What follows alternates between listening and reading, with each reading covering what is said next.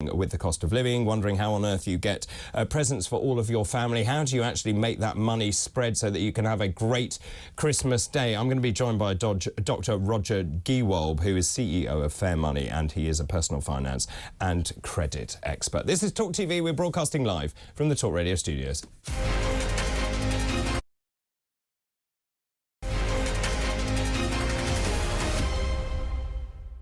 Welcome back to the final part of Breakfast with me, David Bull. The time 9:44 on Monday, December the 19th. Thank you very much indeed for all your messages. Lots of those coming in. This one says, I love the footage of nurses holding banners saying claps don't pay the bills. Unpaid carers on £69.70 per week. Don't strike. We can't strike. Silver spoon Muppets with a golden plate pension. Thank you very much indeed. So earlier on, I was also talking to Professor Ashok Kumar. As you can see, we had a rather testy exchange. I was just asking him about the strikes. He was obviously very much in favour of the nurses striking. I just asked, is this the right time of year to be striking, given that actually the NHS is also at breaking point and we've got 7.3 million people waiting for elective procedures at the moment, people also waiting for cancer operations, all sorts of things. Nick in Hereford said, that wasn't a real professor, was it? I thought David was interviewing a toddler. Thank you very much indeed.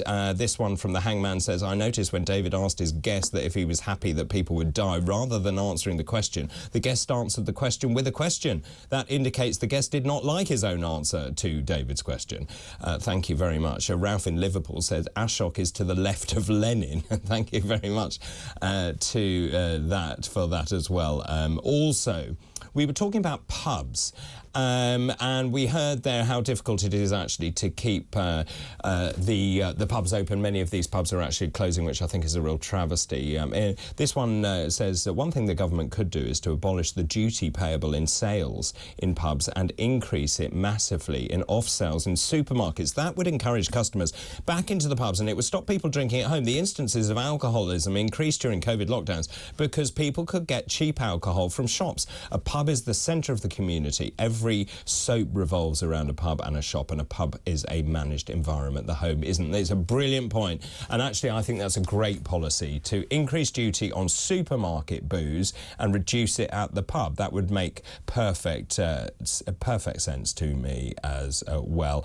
Lots of other messages coming in as well. We'll talk about those in just a minute. Also, I want to talk now, if I may, about Christmas. There's not long to go until the big day, but of course many families around the country are really struggling, and of course there's real disappointment if you can't provide for your children, if you can't get the presents that you want, and you want the turkey to be perfect. You know, how do you get the perfect Christmas without spending an absolute fortune? And I think so much is built up to this one big day where everyone sort of focuses their attention, and it's very difficult for people. How do you manage your money at this very difficult time? Well, joining me now is Dr. Roger Gewolb, who is CEO of Fair Money. He's a personal finance and credit expert. Good morning, Roger. Good morning, David. Very good to see you. Thank you very much indeed for joining me. And these are real problems, aren't they, in terms of we're having a rubbish year. Obviously, we're seeing inflation going through the roof. People's wages haven't gone up to meet it.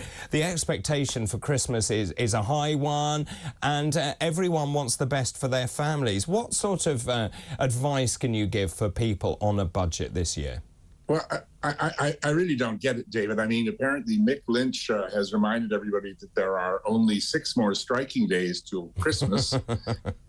And Jeremy Scrooge Hunt, who arrived early with his tax increases plus public service cuts because of the £55 billion black hole, after 24 hours said, well, let's just defer those public service cuts for 2 years. So, gee, maybe there wasn't a black hole. I mean, don't these people think we can connect the dots? I mean, does Keir Starmer think we're actually going to vote for Labour because they've destroyed Christmas?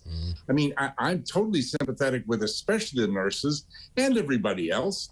But, I mean, is it really necessary to totally trash Christmas? How about trashing Boxing Day? I'm just bewildered, and I feel so bad for all the families that are suffering, and especially those choosing between eating and eating. So I've got a couple of dozen hints about how to save money during Christmas, and especially generally. And what I'll give you my 3 favorites to start today, if I may.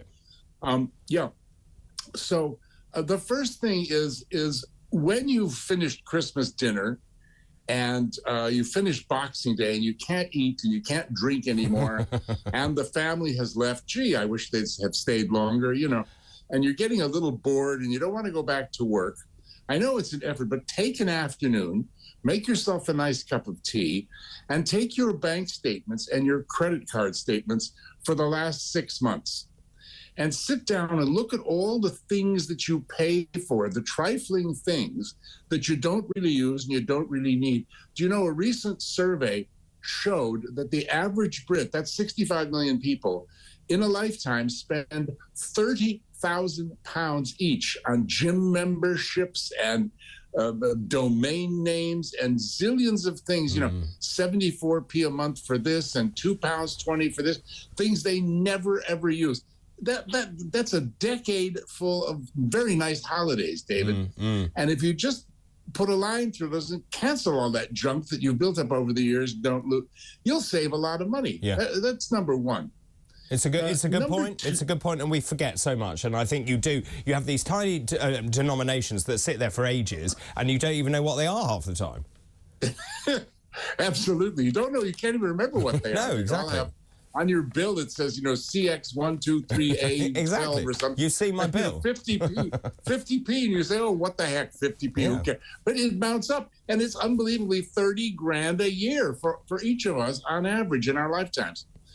The second thing, after you finish that, make another cup of tea another afternoon and go around your house and take out every light bulb you have that is not an LED light bulb.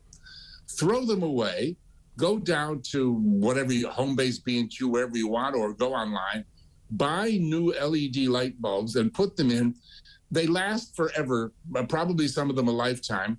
They cost next to nothing to run. Again, you'll make a very big savings. It's amazing how many people waste a fortune on buying replacement light bulbs and paying electricity, which, by the way, is 2/3 of our home energy bill. It is grossly inflated, because the government still bases electricity prices on gas, which is ridiculous because 80% of it has nothing to do with it. The third tip, third tip is to go around with your phone, with your camera, and take a picture of your fridge, your freezer, and your cupboards. And then make a shopping list. Always make a shopping list these days when you go shopping. That way you won't spend too much. Go with your shopping list. And in the supermarket, consider buying not your usual favorite brand, Heinz, beans, whatever. Buy the generic thing made by the store, which can be as much as half the price, and see if you can actually tell the difference. And you may never go back to those brand names that you're paying for. Those are my 3 big tips to start for today. No, I think they're very good. I mean, certainly in terms of Christmas itself, I think it's also worth setting a budget, knowing what your budget is, trying to stick to that budget. You know, I think many of us actually don't do that. We don't plan ahead. I think that's another thing. I think your energy tips are absolutely right. And particularly, I mean, the capital cost of actually going to LEDs is higher, but you're right in terms of the energy use. And I agree about the fact the whole thing is pegged to the cost of gas is absolutely insane, which is why all the renewables are making so much money. Just in terms of coming up to the day itself, I mean, there are other things you can do. You don't have to have turkey, for example. No, you can have fish, you can have goose. Well, I suppose goose is going to probably be more expensive, but maybe not this year. There's all sorts of things. You can have pasta. You can have all kinds of wonderful dishes.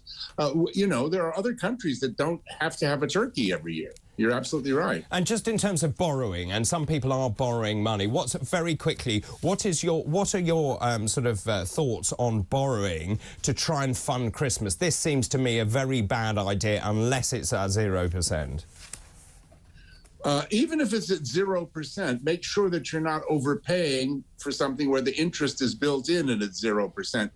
But I would really try, if at all possible, not to borrow for Christmas, because that can really get out of hand. But if you have to, don't take the first offer that you see. Go to a price comparison website and compare all the different loans and get the best deal that you can. There's tremendous competition out there, so you certainly don't need to borrow because of the most colorful ad you saw in that morning's newspaper.